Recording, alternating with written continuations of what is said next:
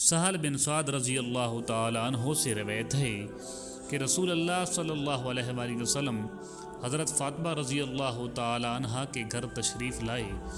دیکھا کہ حضرت علی رضی اللہ تعالیٰ عنہ گھر میں موجود نہیں ہیں۔ آپ نے دریافت فرمایا کہ تمہارے چچا کے بیٹے کہاں ہیں؟ انہوں نے بتایا کہ میرے اور ان کے درمیان کچھ ناگواری پیش آ گئی اور وہ مجھ پر خفا ہو کر کہیں باہر چلے گئے ہیں اور میرے یہاں قیلولہ بھی نہیں کیا ہے۔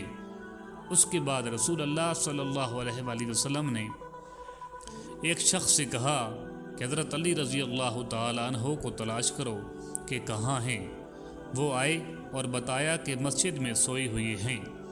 پھر نبی کریم صلی اللہ علیہ وآلہ وسلم تشریف لائے۔ حضرت علی رضی اللہ تعالیٰ عنہ لیٹے ہوئے تھے۔ چادر آپ کے پہلو سے گر گئی تھی اور جسم پر مٹی لگ گئی تھی۔ رسول اللہ صلی اللہ علیہ وآلہ وسلم جسم سے دھول جھاڑ رہے تھے اور فرما رہے تھے، اٹھو ابو تراب اٹھو۔ صحیح بخاری حدیث نمبر 441۔ حضرت ابو ہریرہ رضی اللہ تعالیٰ عنہ سے روایت ہے کہ آپ نے فرمایا کہ میں نے 70 اصحاب صفہ کو دیکھا، ان میں کوئی ایسا نہ تھا جس کے پاس چادر ہو، فقط تہمد ہوتا یا رات کو اوڑھنے کا کپڑا جنہیں یہ لوگ اپنے گردنوں سے باندھ لیتے۔ یہ کپڑے کسی کے آدھی پنڈلی تک آتے اور کسی کے ٹخنوں تک۔ یہ حضرات ان کپڑوں کو اس خیال سے کہ کہیں شرمگاہ نہ کھل جائے اپنے ہاتھوں سے سمیٹتے رہتے تھے۔ صحیح بخاری حدیث نمبر 442۔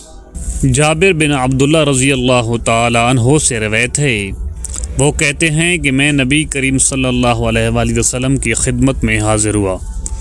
آپ اس وقت مسجد میں تشریف فرما تھے۔ مصعر نے کہا، میرا خیال ہے کہ محارب نے چاشت کا وقت بتایا تھا۔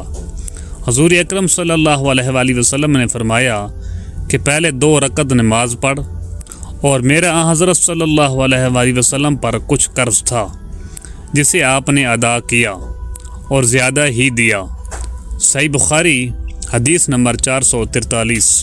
ابو قتادہ سلمی رضی اللہ تعالیٰ عنہ سے روایت ہے کہ رسول اللہ صلی اللہ علیہ وآلہ وسلم نے فرمایا، جب تم میں سے کوئی شخص مسجد میں داخل ہو تو بیٹھنے سے پہلے 2 رکعت نماز پڑھ لے۔ صحیح بخاری حدیث نمبر 444۔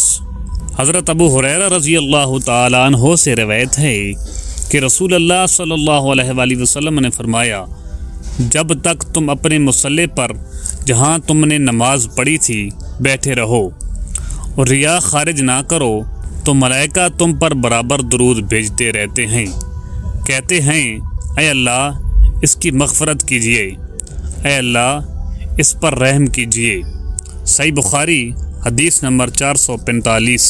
عبداللہ بن عمر رضی اللہ تعالیٰ عنہ سے روایت ہے کہ نبی کریم صلی اللہ علیہ وآلہ وسلم کے زمانہ میں مسجد نبوی کچی اینٹوں سے بنائی گئی تھی۔ اس کی چھت کھجور کے شاخوں کی تھی اور ستون اس کے کڑیوں کے۔ حضرت ابو بکر صدیق رضی اللہ تعالیٰ عنہ نے اس میں کسی قسم کی زیادتی نہیں کی، البتہ حضرت عمر رضی اللہ تعالیٰ عنہ نے اسے بڑھایا اور اس کی تعمیر رسول اللہ صلی اللہ علیہ وآلہ وسلم کی بنائی ہوئی بنیادوں کے مطابق کچی اینٹوں اور کھجور کی شاخوں سے کی، اور اس کے ستون بھی کڑیوں ہی کے رکھے۔ پھر حضرت عثمان غنی رضی اللہ تعالیٰ عنہ نے اس کی عمارت کو بدل دیا اور اس میں بہت سی زیادتی کی۔ اس کی دیواریں منقش پتھروں اور گچ سے بنائیں، اس کے ستون بھی منقش پتھروں سے بنوائے اور چھت ساگوان سے بنائی۔ صحیح بخاری حدیث نمبر 446۔ صاحبزادے علی سے ابن عباس رضی اللہ تعالیٰ عنہ نے کہا کہ ابو سعید خدری رضی اللہ تعالیٰ عنہ کی خدمت میں جاؤ اور ان کی احادیث سنو۔ ہم گئے، دیکھا کہ ابو سعید رضی اللہ تعالیٰ عنہ اپنے باغ کو درست کر رہے تھے۔ ہم کو دیکھ کر آپ نے اپنی چادر سنبھالی اور گوٹ مار کر بیٹھ گئے، پھر ہم سے حدیث بیان کرنے لگے۔ جب مسجد نبوی کے بنانے کا ذکر آیا تو آپ نے بتایا کہ ہم تو مسجد کے بنانے میں حصہ لیتے وقت ایک ایک اینٹ اٹھاتے، لیکن عمار 2 اینٹیں اٹھا رہے تھے۔